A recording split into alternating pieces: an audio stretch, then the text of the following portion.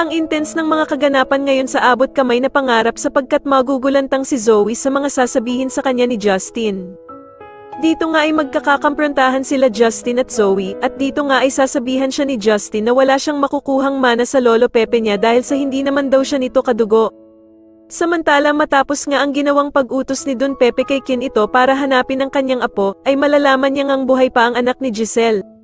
Gagawa naman ng paraan si Giselle para makausap ang kanyang anak na si Justin matapos nga nitong malaman na buhay pa pala ito na ang akala niya ay namatay na. Kaya naman ay magpapasama si Giselle kay Annalyn sa isang restaurant para makipagkita sa anak niyang si Justin. Samantala ay mapapapayag naman ni Justin ang ama niyang si Eric dahil sa Pasko naman nga daw kaya naman ay meron siyang ibibigay kay Giselle na siguradong pag nakita daw ito ay tatamaan siya ng sobra. Samantala ay sobrang lungkot na nga ni Giselle dahil sa inakala nito na hindi na siya sisiputin ng anak niyang si Justin.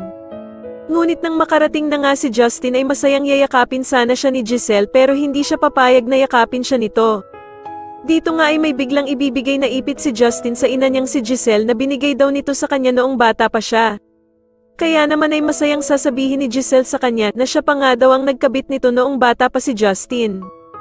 Pero ipapamukha ni Justin sa kanyang inang si Giselle na nagpakilala ito sa kanya bilang Tita Giselle.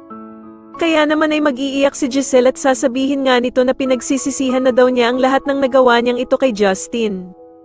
Sa kabilang banda naman ay kakausapin nga ng bruhang si Moira ang anak niyang si Zoe tungkol sa mamanahin nito kay Don Pepe. Sana nga daw ay hindi pa nakikita ni Don Pepe itong si Justin kaya naman ay si Zoe pa din nga daw ang tanging tagapagmana ng mga tanyag. Sa tingin niyo sino-sino nga kaya talaga ang pamamanahan ni Don Pepe ng ari-arian niya? Mas lalo na nga talagang nagiging exciting ang mga susunod na kaganapan kaya naman ay mas lalo pa nating abangan ang mas lalong gumigandang abot kamay na pangarap. Maraming salamat po sa inyong panonood at sana po ay masubscribe niyo ako. Maraming salamat po.